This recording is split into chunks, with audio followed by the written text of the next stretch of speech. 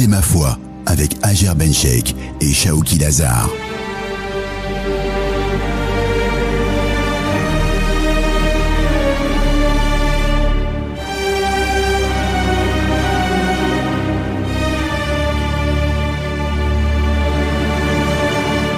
Bonjour à toutes et à tous. Aujourd'hui, nous allons aborder un sujet fort intéressant, un sujet d'actualité d'ailleurs, le racisme. Dr Shaoki Lazar, professeur d'études islamiques à Qatar University, est au studio pour répondre à notre question du jour. Dr Shaoki Lazar, bonjour. Bonjour Hajer. Le racisme est un péché, vrai ou faux? C'est vrai, c'est un péché, et le racisme ou le fait de se vanter de son appartenance ethnique, de mépriser quelqu'un pour ses origines, etc.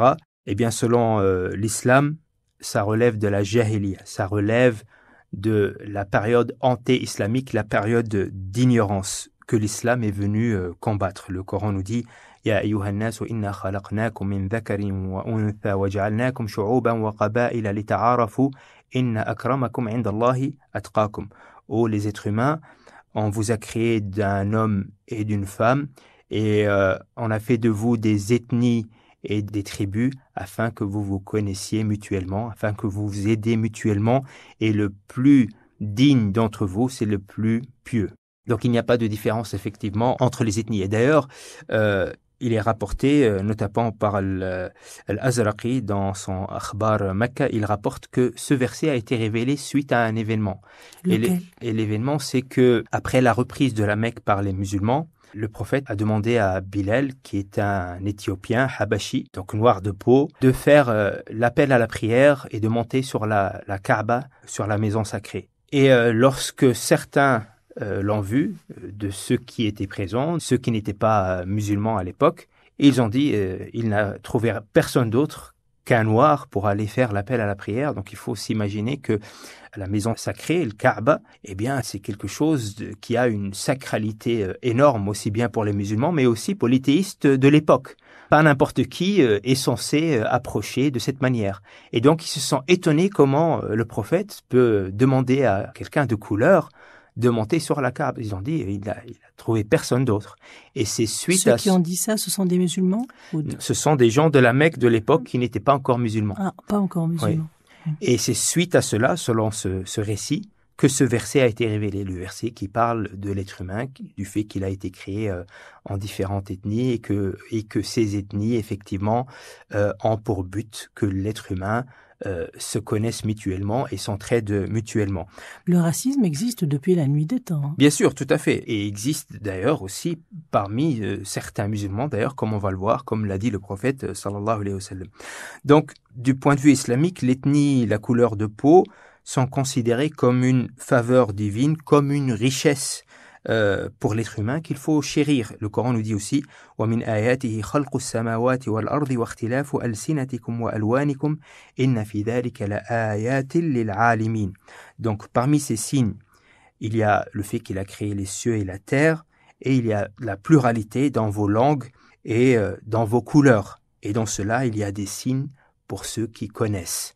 Donc effectivement, ici, ce verset nous dit que les ethnies, les différentes couleurs sont un signe, une faveur de Dieu. Et donc, tout cela relève de la conception islamique de l'ethnie, des différents peuples, etc. Et le contraire, donc c'est-à-dire le fait de faire des distinctions et des castes sur cette base-là, tout à fait contraire à l'islam, et relève, comme j'ai dit, de la conception anté-islamique, de la conception de la jahiliya, de laquelle il faut se débarrasser. D'ailleurs, le prophète sallallahu alayhi wa sallam nous dit « Arba'un min ummati min amri al-jahiliya la yatrukuhunna » Donc, c'est-à-dire, le prophète sallallahu alayhi wa sallam nous a dit, il y a 4 choses qui relèvent de la conception anté-islamique, qui viennent d'une vision du monde non islamique, d'une vision du monde qui relève de l'ignorance, qui vont demeurer dans ma communauté. Donc, dans la communauté musulmane, il y a 4 choses de cette ancienne conception qui vont rester malheureusement chez certaines personnes. Et il a dit, la première des choses, al-fakhru fil ahsab, donc le fait de se vanter de son ethnie, descendance.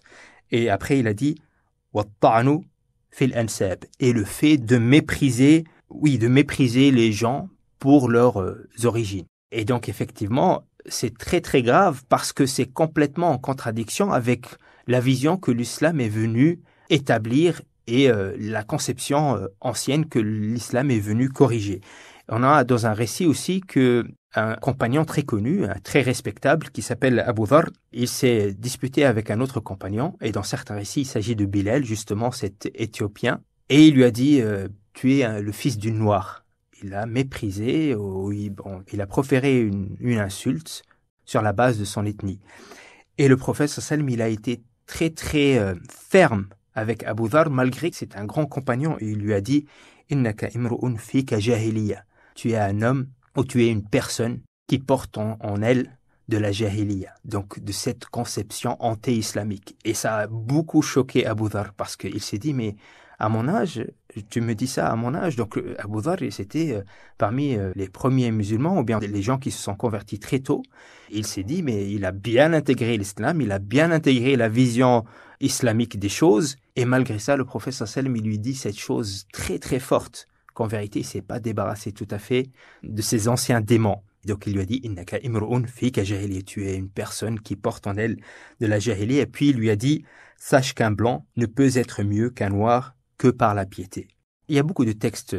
Il y a beaucoup d'exemples et d'histoires. Il y a beaucoup d'exemples. Par exemple, le prophète sallallahu alayhi wa sallam nous dit « Laysa minna man da'a ila asabiyya wa laysa minna man qatala ala asabiyya wa laysa minna man mata ala asabiyya » Ne fait pas partie des musulmans celui qui appelle au racisme, ne fait pas partie des musulmans celui qui combat pour le racisme, ne fait pas partie des musulmans celui qui meurt raciste. Donc c'est très très lourd. Donc c'est-à-dire c'est pas un vrai musulman celui qui fait ça parce que ce n'est pas ça l'islam. Mais de nos jours, justement, ce sont les musulmans, je ne généralise pas, qui subissent le racisme, qui subissent l'islamophobie.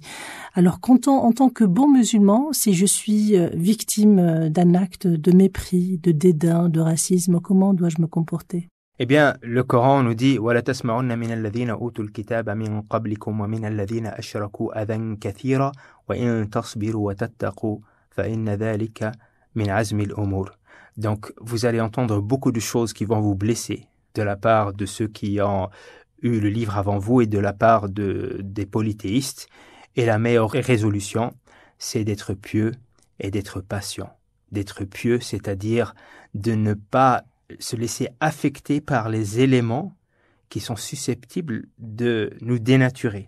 Ça, c'est fait partie de la piété. Et donc, de ne pas se laisser toucher par ces choses-là et aller dans ce sens. Dr Shawqi Al-Azhar, professeur d'études islamiques à Qatar University, merci. La vérité, ma foi.